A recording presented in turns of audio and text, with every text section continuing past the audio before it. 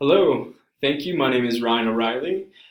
Today, I would like to offer my services to write a white paper for Monsanto. First off, I would like to thank you, Ms. Saduth, for this opportunity. I hope it will be beneficial for both of us. First, I would like to start off a little bit about myself. So, my idea for this white paper was driven by my passion for agriculture, specifically developmental agriculture. It is something that I've been working hand in hand with Agro Business Association in Fort Collins, and I believe pairing that with my skills as a white paper writer will pair nicely for this topic. So first, I would like to introduce what I will be addressing. So there's 3 points I would like to make. There's GMO pushback that is inhibiting Monsanto's full reach of the full market. And specifically, when addressing that full market, we're talking about regions of the world. So the region that I would like to focus on is Central America. There is a cultural difference between the way we view agriculture and the way the Central Americans view agriculture. And I believe this is inhibiting Monsanto's full reach of bringing Central America into their market. And lastly, education. Education is very important. No one's going to buy a product unless they know what it is. I think we can both agree on that. So let's jump right into it. Okay, so this is the GMO pushback. The Genetic Literacy Project shows that there is 37 countries that imports are where cultivation is banned, and imports are banned in over 7 countries. So when you figure in the total countries in the world, we see that this is over a 20% of the global market in which your products, your GMOs, cannot enter. Now, this is limiting your true potential.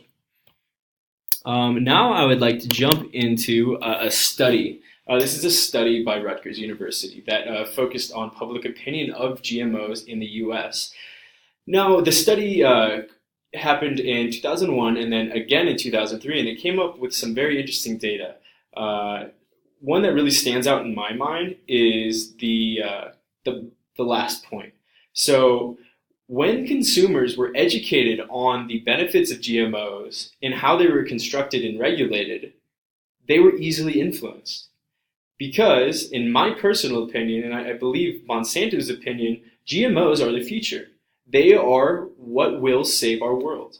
With a decreasing amount of water, a decreasing amount of land, we are going to need GMOs to step in there and fill the gap in order to feed our growing population.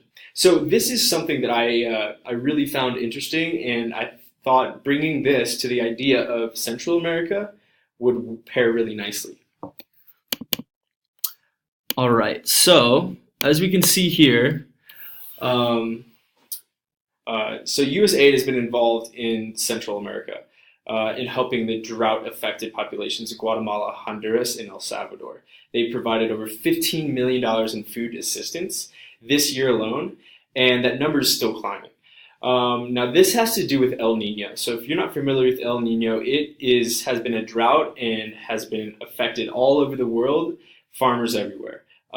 So this is why I think bringing in the cultural perspective of Central America and then using my mediation to feed them the benefits of GMO products, that's how we'll bridge the cultural gap. I've traveled extensively in Central and South America, and I speak Spanish. And having that talent is something that will help bring the trust between the two. So now I'm going to my final topic, education. So this is when I am going to speak to the agriculturalist on the ground about your Genuity drought guard hybrid corn. So now the awesome thing about the hybrid corn is that when there is a drought, the corn can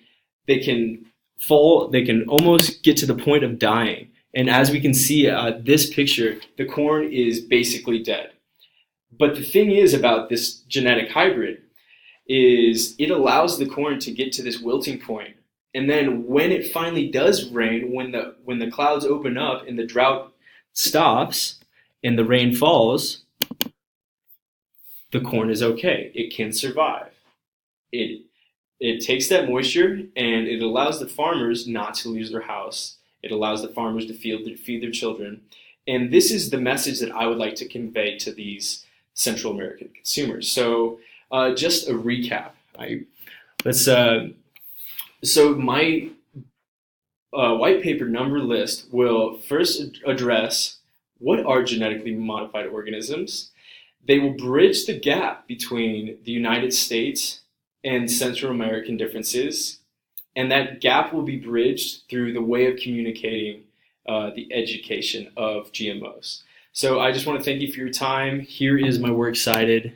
Thank you so much.